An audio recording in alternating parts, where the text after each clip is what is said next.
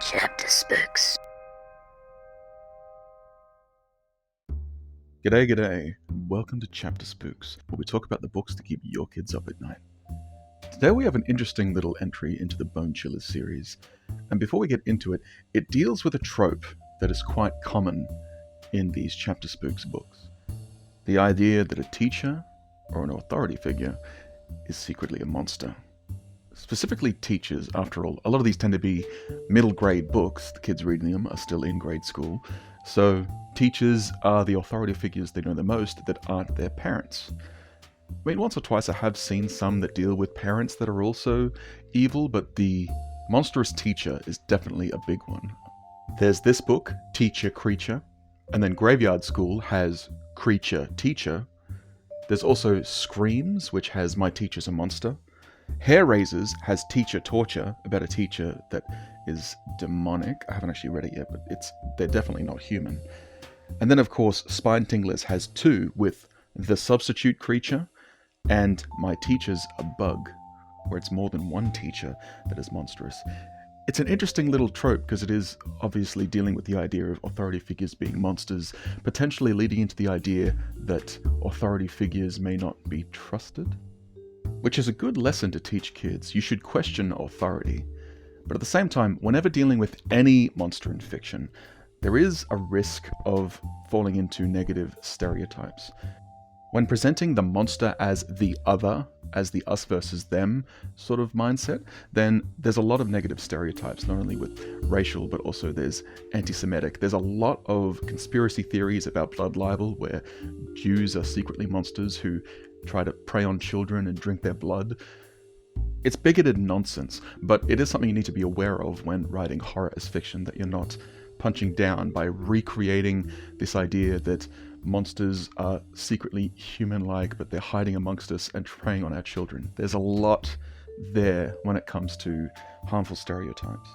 Although thankfully, because a lot of Chapter Spooks books deal with spooky stuff rather than horror stuff, they don't tend to show blood, literally, so that kind of thing is thankfully sidestepped by most of these stories, although I do worry that the idea that children look at someone, see them as something different from them, and immediately presume that they're a monster, that is a concerning idea, the whole idea of ugly equals evil, but for the most part, I like the way that this stuff is done, and these tropes can be done in a fun and interesting way. And so I gotta say, even with this book, whilst it's very silly at times, it's relatively enjoyable. So, without further ado, let's just get into it. So, this is Bone Chillers number 6, Teacher Creature. We're introduced to our main character, Joey Powers. He with his best friend Nate Delinsky. So Joey and Nate are back and forth daring each other to spend some time in Old Man Johnson's yard, because Old Man Johnson's dog is a vicious creature which will chase them around, and they're both quite scared of it. That's basically their main character trait, that they like daring each other to do things. Their teacher realizes they're not paying attention, and so insists that they need to listen to what he's saying, because he's currently telling them about a hurricane warning for the state of Florida. These kids live in Florida, right next to the Everglades, and this teacher is telling them that Hurricane Leslie is about to make landfall that afternoon. In fact, he's telling them they need to go home and help their parents pack up so they can evacuate. We're also introduced to teacher's pet Molly, who then answers the question that he asked them, basically, where will it land? And so she says, oh, I'll tell you, and then she gets up and marks it on the map. So we're introduced to her. She becomes a bit more important later. But hearing how dangerous this storm is, Joey then decides to dare Nate to join him in riding out the storm at the school. For some reason he thinks that'd be really cool, but then Nate, of course, says, yeah, he's no chicken, and so the kids decide that they're going to spend a hurricane at a school in the town that everyone is evacuating. Stupid, yeah, but not a bad premise for a horror story. So, after school, Joey goes home, and as his parents are nailing down the shutters and making sure everything's secure, he sneaks into their kitchen and takes several of the peanut butter and jelly sandwiches and some water and stuff, and he sneaks out of the house and goes back to the school. He meets Nate on the way, and they both start heading towards the school ready to ride out the storm, basically. But as they're going, they get spotted by Molly, because she notices that everyone is leaving, but they're heading into the center of town, which is... And I need to stress that this is insane. Like, literally, there are cars going down the street with loudspeakers saying, "Attention all citizens, evacuate. This is not a drill. Evacuate. The hurricane is coming." So the fact that these two kids are heading the wrong way down the street, of course Molly's going to notice them. It is absolutely insane. So she's got a bag of groceries and she's about to head home, but she sees the boys and she's nagging them, very know-it-all. "I'm going to tell on you, you're going to get in so much trouble for doing this." And both the boys are dismissing her, "But we don't care what you think." But she's sort of following them as they're heading towards the school, like, "You're going to get in so much trouble. You can't even get into the school. It's locked. It's after hours. Everyone's evacuating." And I don't know whether it's just because she's nagging them or because maybe she secretly wants them to listen to what she's saying. But either way, she ends up following them all the way to the school when they get there. And Joey sees that the front door is locked, but he remembers that the side windows were open. So they go to Mr. Vernon's classroom, they push open the windows, and they head inside as the rains and the winds start coming. And because the rains and winds have started, Molly's too scared to run back to the main street and go all the way home. So the two boys take pity on the girl, and they help her climb through the window as well, so that she can ride out the storm with them in the school. So the school is completely dark because either the power's all off or the electricity has suffered because of the hurricane. And they find a spot in one of the main halls, and they sit and they have something to eat, and they turn on a radio, which Nate has brought with him. And the radio starts by saying that because the hurricane is so fierce, they've realized that it's going to make landfall a bit earlier than they had anticipated. I think an extra 20 minutes early. So Molly is there saying, "Well, I don't really want to be here. This is scary." But both Nate and Joey are like, "It's too late, Molly. We're here now. We can't go going out there in the rain and the storm and the winds. So whether you like it or not, we're stuck here." And then, after they've had something to eat, the radio then says something that they weren't expecting. "We'd better start getting ready," Molly instructed. "Let's put all our supplies together under the teacher's desk." And suddenly, the radio blared again.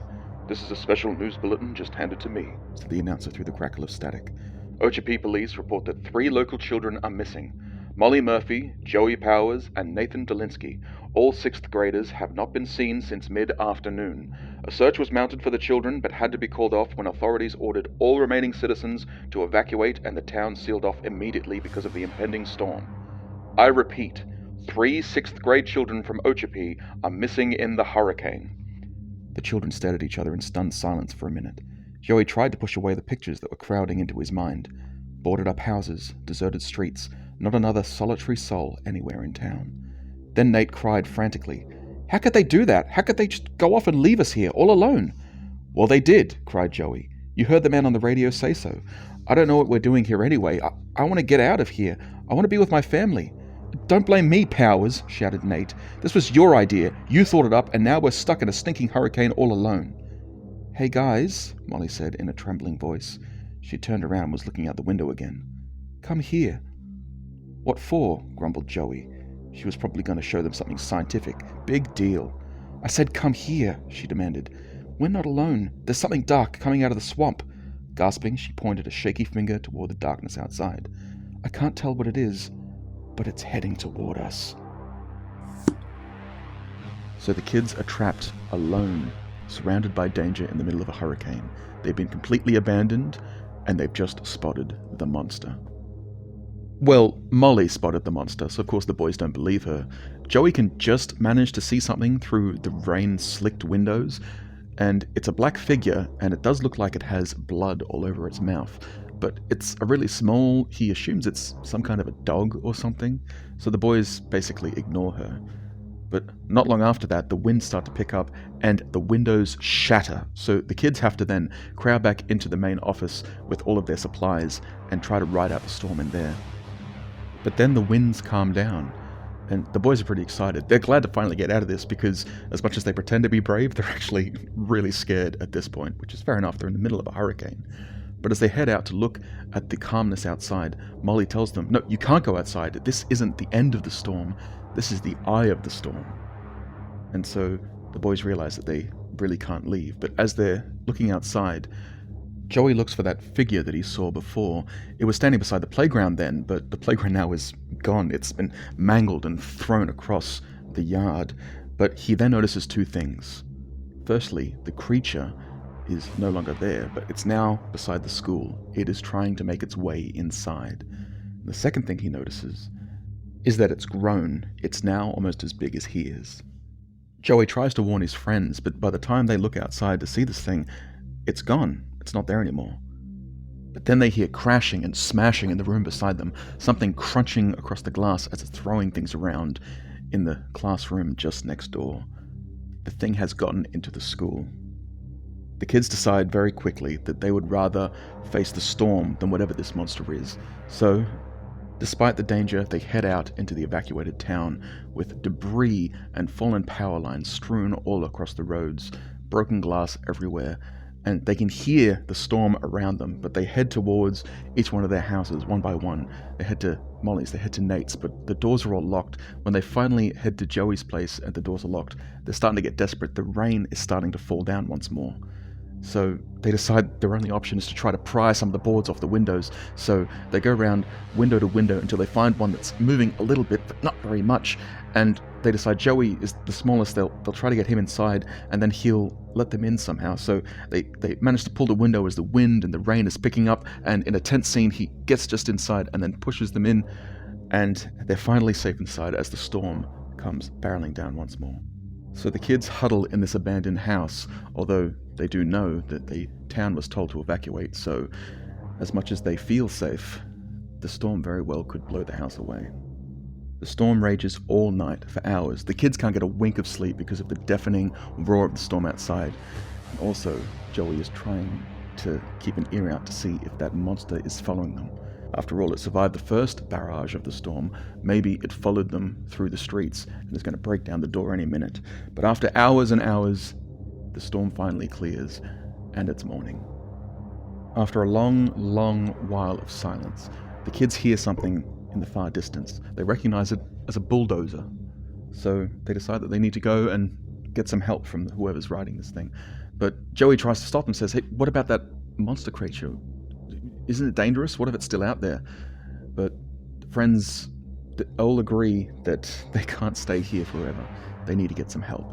So they creep out of the house and they go walking through the streets of the hurricane-battered town.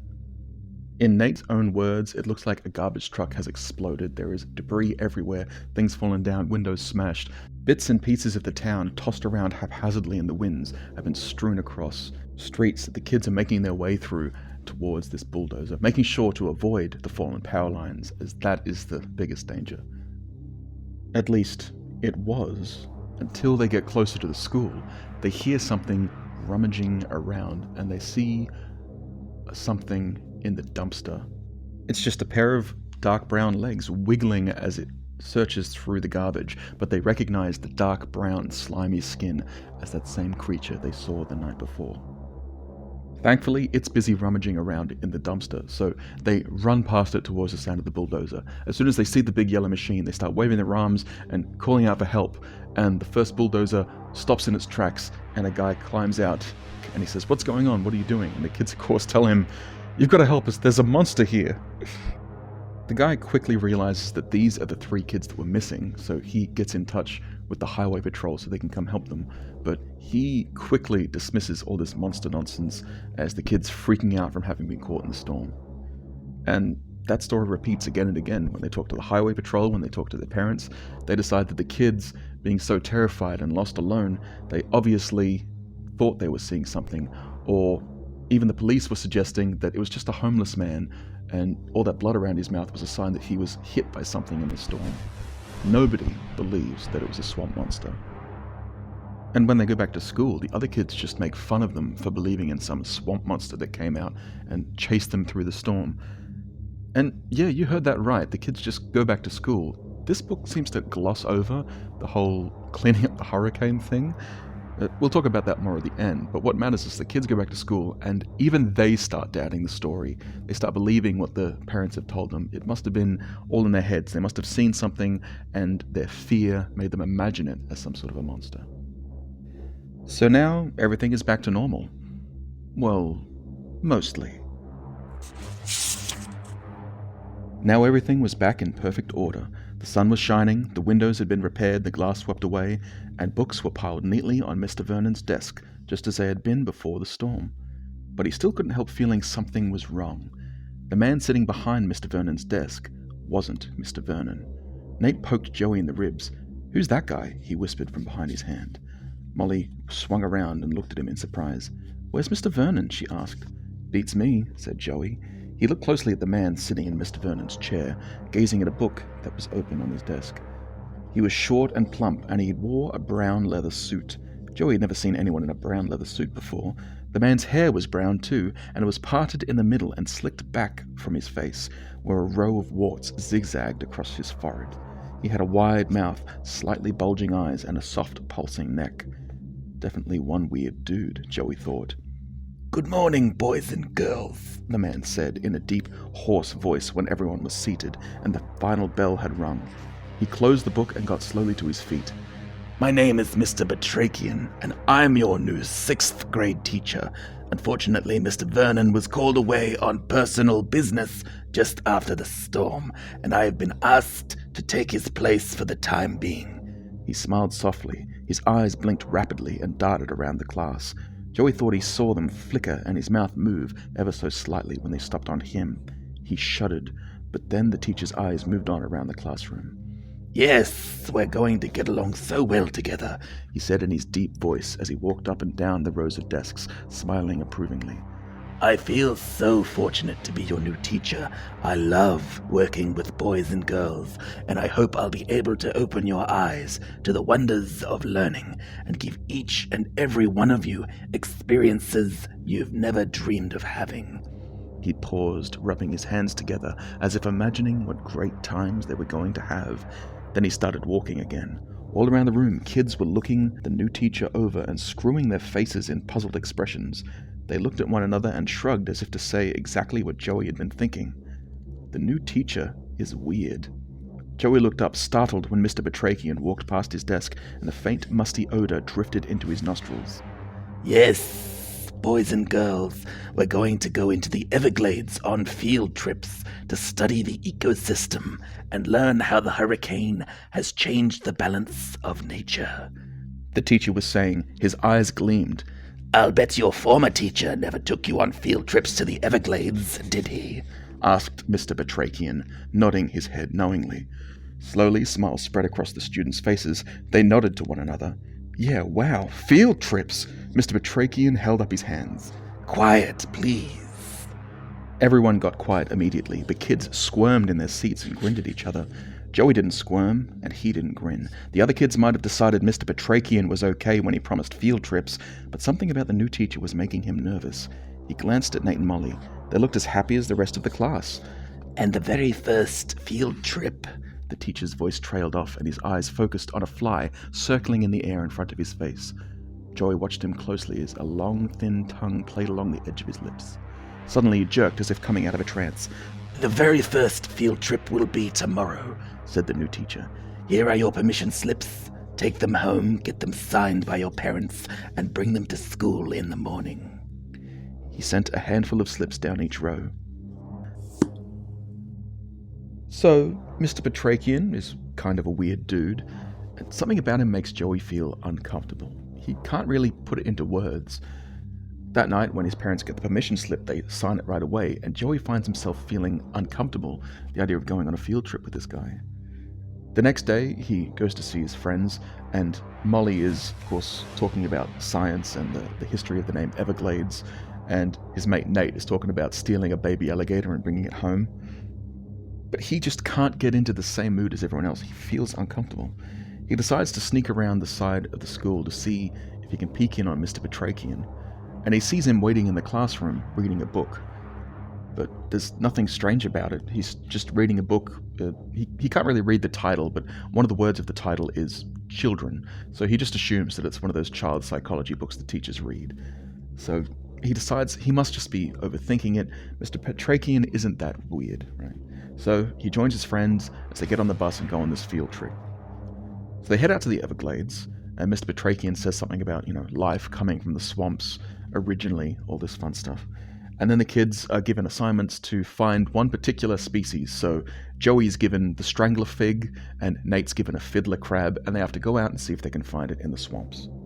Honestly, I don't get this field trip, because Joey complains that he's getting water seeping into his shoes, which to me shows that they didn't prepare the kids well enough to get Wellingtons or whatever if they're walking into the swamp waters. And then Mr. Batrachian tells them about the walking tree, which is apparently the red mangrove, which people call the walking tree. And he says the walking tree is capable of actually slowly moving its roots and walking across the water. Okay, gonna have to stop you there. I had to look into this because it sounded fascinating. And the actual science is that all of these things, these walking trees, walking palms, red mangroves, whatever the kind of tree it is, none of them are capable of walking. None of them are capable of uprooting their current roots and placing them down anywhere else. But if you think about it for a moment, it makes sense, because the whole point of roots is to get nutrients. Why would you pull one root out of the ground and then put another one in? There's no gain there. Even if they're moving, quote unquote, towards the sunlight, trees just grow taller. That's how trees work. The closest I could come to seeing these trees, quote unquote, walk is that red mangroves tend to propagate by growing flowers that turn into seeds, which then drop off into the water, and they could potentially float to the other side of the river. So I guess if a tree died and then its propagule grew on the other side of the river, it would look like it walked across. But no, these trees are not capable of walking. This is just misinformation. Of all the facts that you could learn about the Everglades, why pick a factoid that's just wrong? Anyway, so Joey's not enjoying his time in the swamps because there's bugs everywhere, his feet are wet, and when they finally stop for lunch, he's eating his peanut butter and jelly sandwich, and he's not even enjoying that. In fact, the peanut butter is so sticky, I think it's got too much, so it's like cement in his mouth. And so he decides to throw his sandwich into the swamp. Do these kids know nothing? Take nothing but photos? Leave nothing but footprints?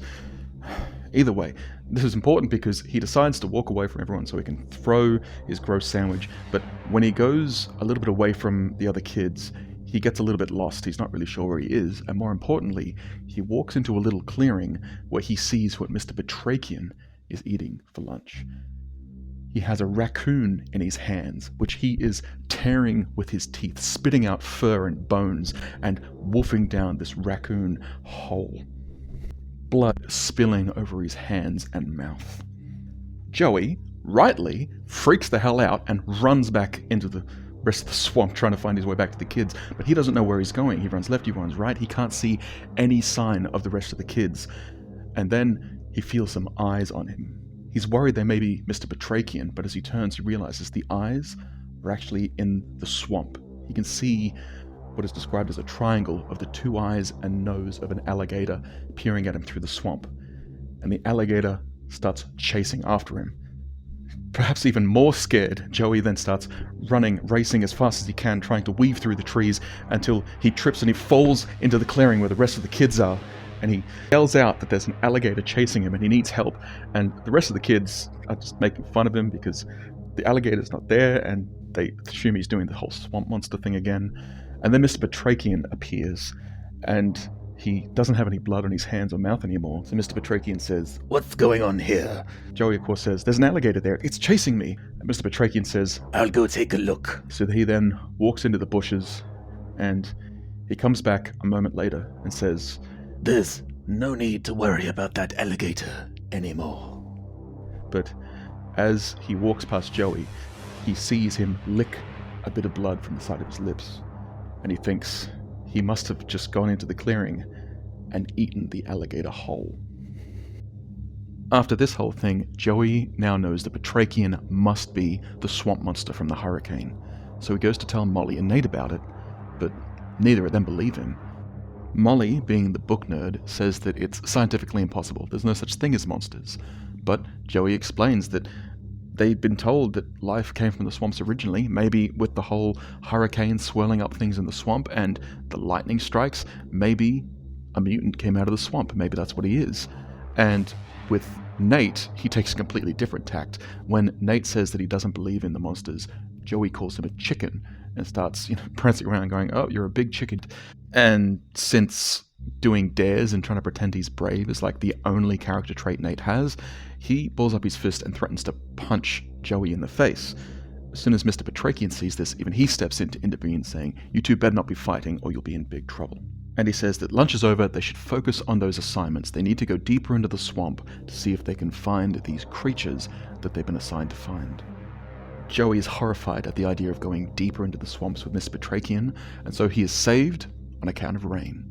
Rain starts falling, they hear thunder crash, and in fact, the book says that thunder crashes mere feet from them. We'll talk about that more at the end, but the whole thing is that the kids say, no, we can't stay out here, we have to go back. So Mr. Petrakian says, "All right, fine, you bunch of sissies." That's not me making that up, by the way. He calls the kids sissies and says, "We'll go back, but we'll return tomorrow." So they head back to school. That night, Joey can barely sleep. After all, he saw Mr. Petrakian eating a raccoon. He thinks he ate an alligator. He knows that he survived standing in the middle of a hurricane. He doesn't know what this guy's capable of, and so he can barely sleep. So the next morning when he gets out of bed, he sees himself in the mirror and he sees that he looks an absolute mess with dark eyes, looking with hair ruffled. And that's when he gets an idea. He looks terrible. Maybe he can convince his mum that he's sick and he can skip school. So he uses the hairdryer to make his forehead ridiculously hot, and then he calls out to his mum to say that he doesn't feel well. As soon as she touches his forehead, realizes he's burning up, says he's got a fever, she tucks him into bed and says that he's not going to school, and she'll call him from work every hour or so to make sure he's feeling okay. So she heads off to work, he's tucked up in bed, he feels safe, he feels like he's solved everything, until he realizes that he's just really saved himself. His friends are still out there in the swamp with Mr. Petrakian. So he thinks about it and decides, no, just to be safe, I should go check up and see if my friends are in danger. So he then sneaks out of, well, not really sneaks because he's the only one there, but he sneaks into the school to see if he can find his class. So he heads into the classroom, but they've already left. They've already gone on this field trip already. So he's left in the classroom on his own. And that's when he finds it. He tiptoed across the room to the desk and looked down at the book. He could see the whole title now, and he sighed with disappointment. There was nothing weird or mysterious about the title. It said, "Preparing Children." Like I thought, just a crummy child psychology book on teaching kids about life and growing up and stuff, Joey muttered. He started to leave, and then stopped. He couldn't help glancing at the book again. It didn't look like a psychology book, at least not what he thought one would look like. This book was thin and small and had rings in it like a binder, tabs along the sides of the pages. He walked over to the desk, set the book on its spine and let it fall open. The pages parted and he stared down with horror at what was written there. "Roast child with mushroom and walnut stuffing." Joey gasped. Preparing Children was a cookbook.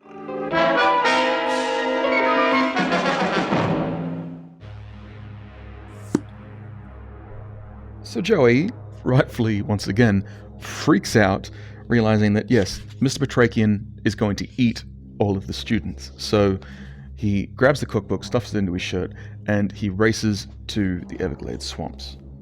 He gets there and he can't see anyone because of course they're already in the swamp, so he starts calling out saying, "Is anyone there? Can anyone hear me?" And a voice behind him says, "I can hear you, Joey Powers," because of course it's Mr. Petrakian.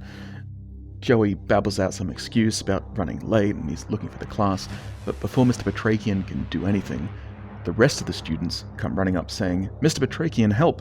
Nate has gone missing." So Mr. Petrakian leaves Joey to help the other students. And Joey sees Molly. He pulls her aside and he shows her the cookbook and says, "Mr. Petrakian is not who you thought. He is this mutant monster thing. We've got to stop him." And of course the icing on the cake is that Molly points out in horror that Mr. Petrakian has had them picking wild mushrooms. So they decide they've got to find Nate immediately. And that's when they hear a cry through the swamp. They can't tell if it's a bird or whatever, but they're both convinced that it was the sound of a child crying out. So they head in the direction of the cry out in the swamp, and after just a short stint of them going in, they both realize that they haven't been keeping track of where they're going, so they're already lost. But they decide, no, it's more important, we've got to find Nate, and we've got to save him and the rest of the kids from Mr. Petrakian. They also see a little bit of smoke a little further into the swamp, and Molly's worried that it could be some kind of a forest fire that could, light the whole swamp up, but it seems to be the direction where the crying was coming from. So Joey insists they head towards it, and sure enough, they get there, and it's not a forest fire, it's a campfire.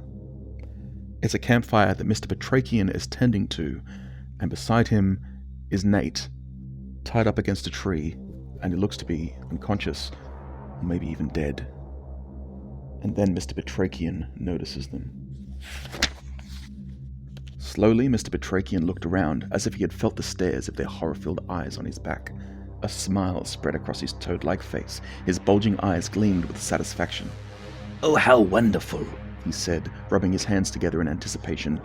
"Now I won't merely have a meal, I'll have a 3-course banquet." He threw back his head and laughed. The sound rolled over them and echoed through the mangroves like the deep roar of thunder. Joey tried to back away, but his legs were frozen to the spot. He stared at the mutant's huge, round body as it rose from the ground. The creature's tongue licked out in quick darts, and his neck throbbed. Suddenly, he lunged for them in one gigantic hop. His tongue shot toward them like a whip. "You can't get away from me. Don't even try," he warned. "This is my swamp, my home, and I have the power to rule it and everything in it, including you too." "You really are a mutant," Molly shouted as she ducked away from him. The giant toad hopped again and landed where she had been an instant before. He gave her a sly grin. "Ah, yes, you've discovered my secret," he said. His eyes bulged and his tongue darted out and grabbed a dragonfly out of the air. With a great sigh of satisfaction, he gulped and went on. "I was once just a lonely toad, but when the hurricane blew through the Everglades, something wonderful happened. I began to change, to grow, to know things I had never known before, and to develop an enormous appetite.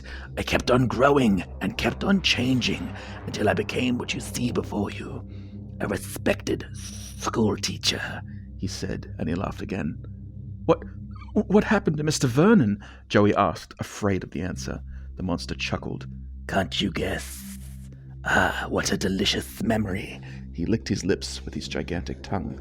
"But I've developed a taste for gourmet food ever since I found a wonderful book," he said slyly. "It's called Preparing Children, but I see you've already found it," he added, nodding toward the book in Joey's hand. "You bet I found it, but that's not all. I figured you out a long time ago," shouted Joey. "You're the thing from the swamp." "If you know so much about me, then you know what fate is in store for you," the toad said with a sinister sneer.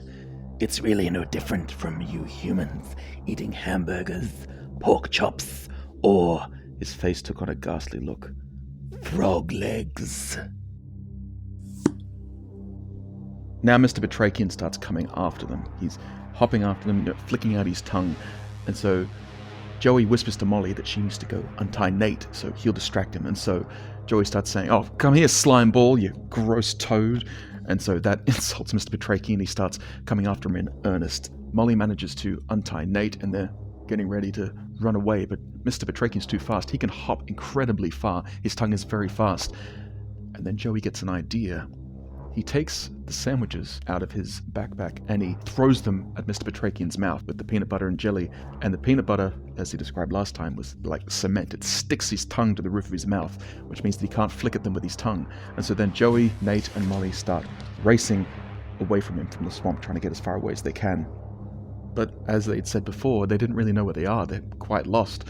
And so very shortly after, they see that there's a ring of trees around them, and the water all in front of them has dozens of alligators. The kids are trapped. They're not sure where to run when Mr. Batrachian comes running up behind them. And then Mr. Batrachian gets a horrified look in his eye. He starts glancing around left and right. He's terrified, and suddenly the trees around him start to close in, lifting their roots out of the ground and stepping closer and closer. And the kids see strangler figs and other creatures reaching down, bugs swarming towards him as they are closing in on Mr. Batrachian. The trees start swarming closer and closer, trapping him under their roots, and the alligators start to swarm in as well. And this is when Joey says that it's crazy, but it kind of makes sense. Molly doesn't know what he's talking about, but he insists, well, if this was all a mutation caused by the storm, it makes sense that Mr. Batrachian wasn't the only one. Walking trees, the bugs, the alligators, they must have mutated too, And now this is nature coming back into balance.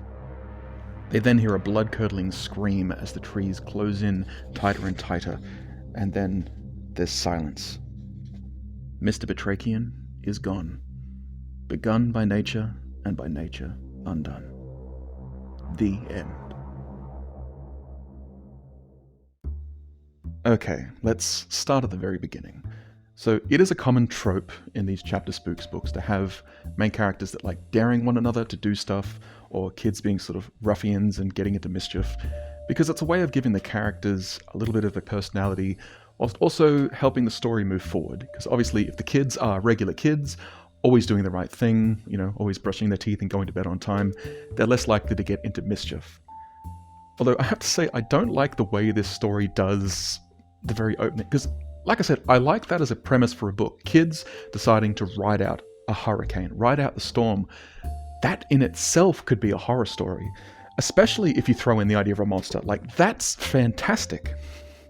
But I guess because this book is called Teacher Creature, they really couldn't do that, could they? Because it has to be a teacher. So they have to then fix up the storm very quickly, which doesn't make a lot of sense. But even just dwelling back on that first bit, the kids, as soon as they are in the school, as soon as they've had a little snack and they're sitting in the school, they're all like, well, this sucks, I want to go home, why aren't I with my family? Like, they very quickly realize this is a stupid idea.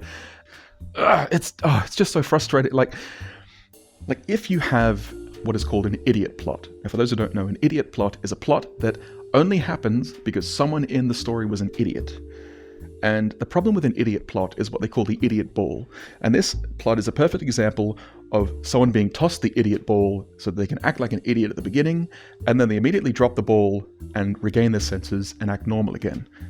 That's the problem here. I wish these kids had gone all in with the stupidity.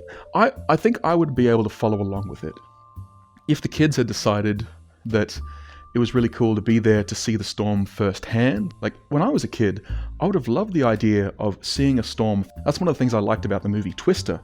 The whole idea was storm chasing, seeing the storm up close. Even though it's dangerous, that makes sense to me. Like, that kind of makes sense. It's dumb, but it bothers me that the kids so quickly realize that this is a bad idea, because of course it's a bad idea. But if you know it's a bad idea after being there for 20 seconds, why did you do it in the first place? I even like the way they did Molly, because she the whole time is like, this is a bad idea, you shouldn't be doing this, you're wrong. But because she's a bit of a know-it-all, she decides to follow them along just so that she can nag them, and then she realizes she's literally walked into the storm herself. That makes sense. She is her own character the whole way through, but the main characters very quickly act like idiots and then stop being idiots. And then moving on, the hurricane gets cleaned up so quickly, the book just glosses over it. Now, I recognize that there wasn't like flooding, which, to be fair, is pretty lucky. I mean, they're right next to the Everglades. They're lucky that there wasn't a hurricane mixed with a flood like there was in like Hurricane Katrina. But this is meant to be a dangerous storm, but not as bad. But at the same time, power lines fell down. Glass was broken into. The whole school was an absolute mess, and yet they just gloss over it as though it happens in a few hours. This should have taken weeks up to months. Do you know how difficult it is to put power lines back in, to clean up the streets safely? And this isn't just me nerding out like I was with the walking trees. Like, this could have been an interesting part of the plot. The fact that the kids now have this new teacher, like we'll talk about it more later, but it does make a lot of sense that there's a monster in the school being the teacher thing. But what if they lent into that? What if Mr. Vernon disappeared after the storm, and so the fact that someone is willing to step up means that even though he's not been 100% vetted, maybe they couldn't vet him through their systems, maybe they couldn't look up his past because they don't have computers, maybe they were just desperate to get someone getting the school back together. And hey, maybe the reason why the kids have to go to the swamps and do all these field trips, maybe that's because they don't have access to computers, they don't have the libraries, the lab can't have all of its stuff because they need to make sure that hasn't been contaminated, and so the field trip is just sort of like a way to use this opportunity to learn about nature, because they can't really learn anything else because the school's been trashed. You know what I mean? Like, you could use this, and yet this story just glosses over it so quickly as though it didn't happen. Like, it's like the first half of this book and the second half are completely different books. One of them has a hurricane and the other one has a monster, and the two have that mild overlap with the monster slowly growing and becoming a monster. And I won't dwell on it too much, but it also kind of bugs me that the kids pick on the main kids for believing in a swamp monster. Because one, how did they hear about it? The only people the kids told about the swamp monster was the police and their parents and the bulldozer. Like, how did that gossip go around? And secondly, these kids have been through a lot. They were lost in the hurricane. They were missing. The police reported them on the news. Parents would have been telling their kids, oh my goodness, some of your school friends are lost and missing. And yet when they get back to school, they're just laughing and joking about the fact that they're idiots. Like, what the hell is going on here? That doesn't make a lot of sense to me. Maybe a couple of kids would pick on them, but I don't think everyone in the school would, like is implied. It's almost like this book both does and doesn't want to accept just how weighty a natural disaster can be. And I think the book suffers for it. And now we get to Mr. Batrachian. He's done pretty well, I think, in that the way he's described seems human-like enough. Like, yeah, he's got warts, yeah, he has a wide mouth, but he generally seems like a real person. Like, don't even let me get started with the whole Goosebumps and Mrs. Marg and how she looks like a pudding monster with talons. Like, it doesn't make a lot of sense that the school accepts her. But I'm willing to accept that they will accept Mr. Batrachian as a human being and a real teacher. Although, like, do you have any idea what kind of steps go into getting hired? Especially as someone who works with children. They definitely have like a working with children check or something like that. You'd need to have qualifications. You need to have all these things. Although that didn't used to be the case. And apparently it used to be so fast and loose with teachers. Like, basically anyone who was willing to waste their time spending it with children to make sure they're learning stuff, anyone could do it. So there were stories of like pirates and thieves who became teachers because it was a quick buck. But this story seems to be set in the 2000s. They make reference to an earlier hurricane that happened in the kids' childhood, which would have been in 1992, based on my maths. So it's definitely in the 2000s. It's definitely around that era when we would have started making sure that children are safer, making sure that teachers are qualified to be taking care of kids. I recognize that some of this is me overthinking it, because of course the whole point is it's a creepy creature that's the teacher. That's the point. That's the whole point of the story.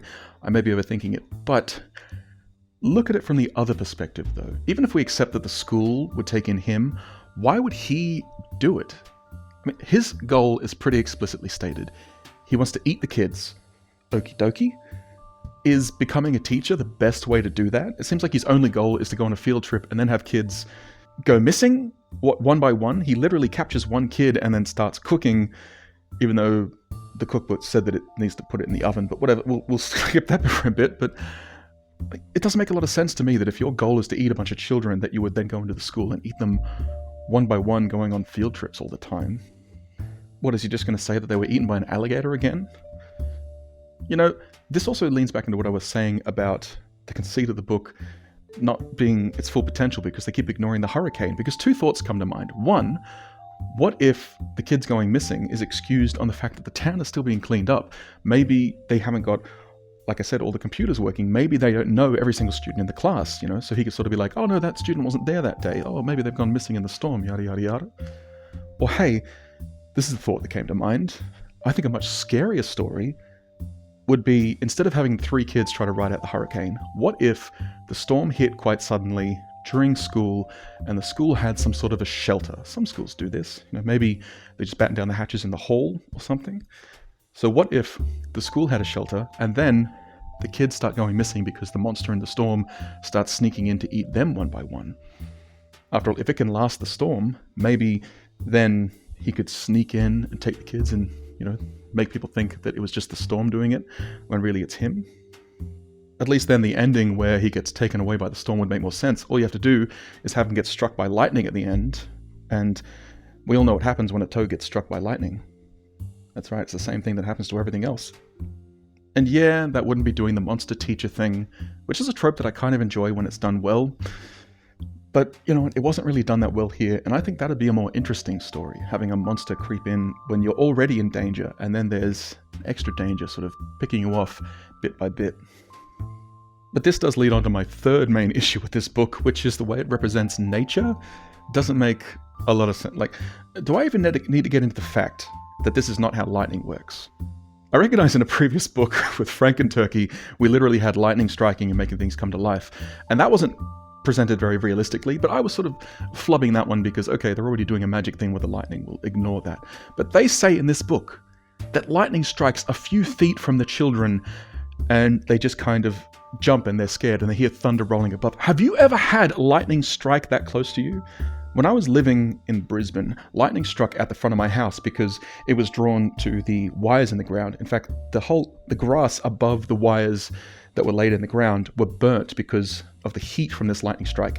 It was so close, it sounded like a bomb had gone off. It sounded like someone had dropped a meteor on the corner of the house at this rumbling and shaking. It scared the bejeepers out of me.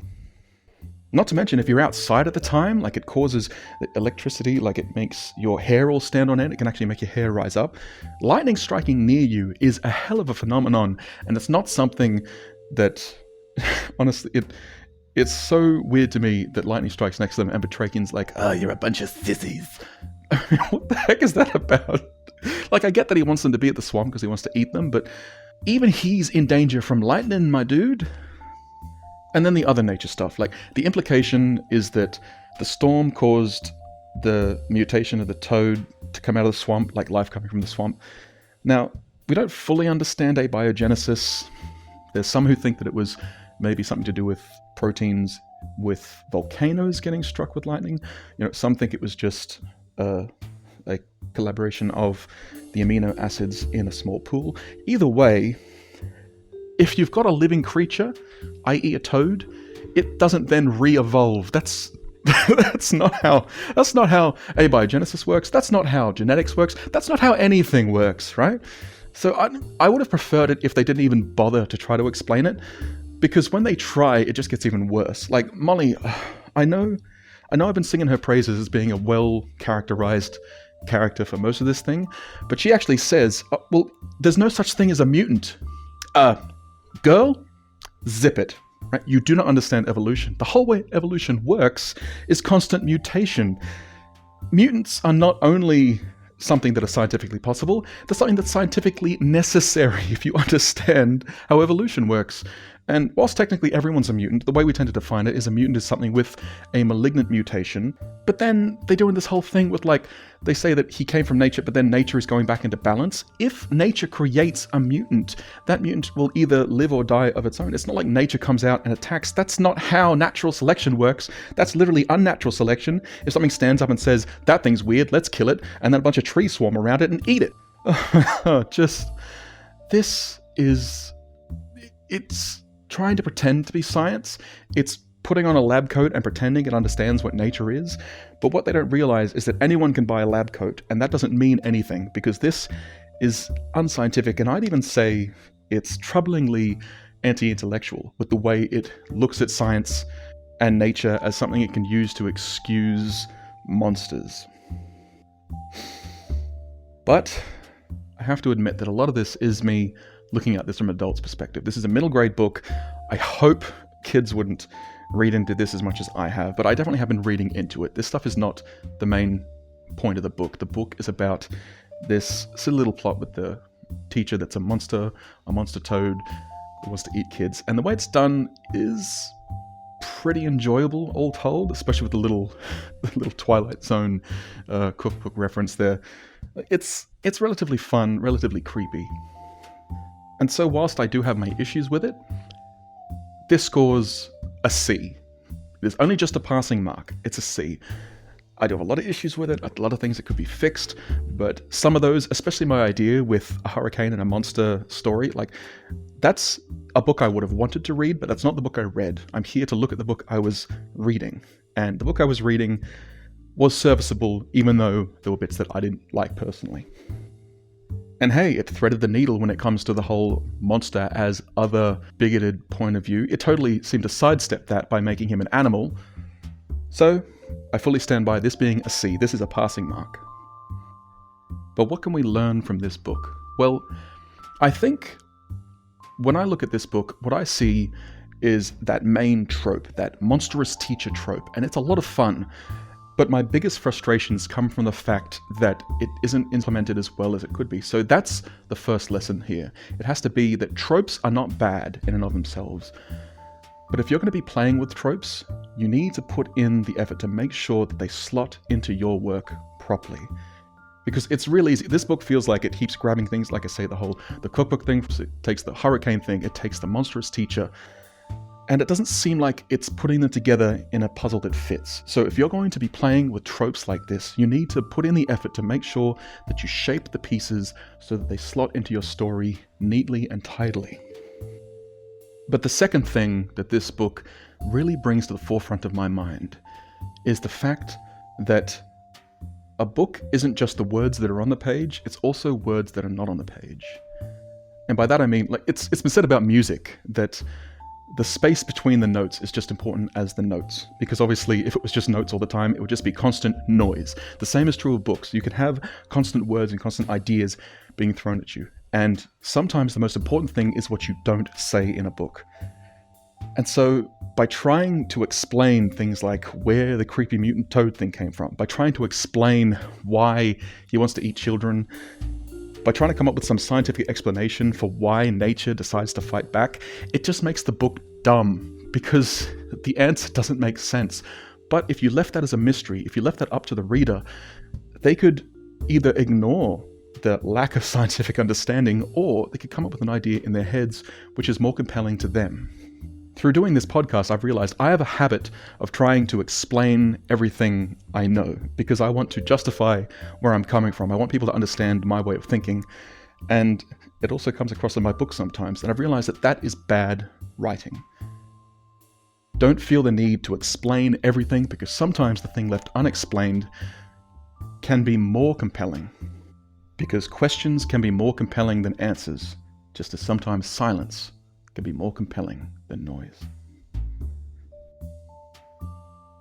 Now, next on the chopping block, we have something I've been looking forward to. There's not too many in this series, but it is a sequel to a prior book. It's always interesting when a book tries this. This time it's going to be Frankenturkey 2. So I'm looking forward to that one. But hey, if you thought this one was scary, just wait till you see what we've got in store next time.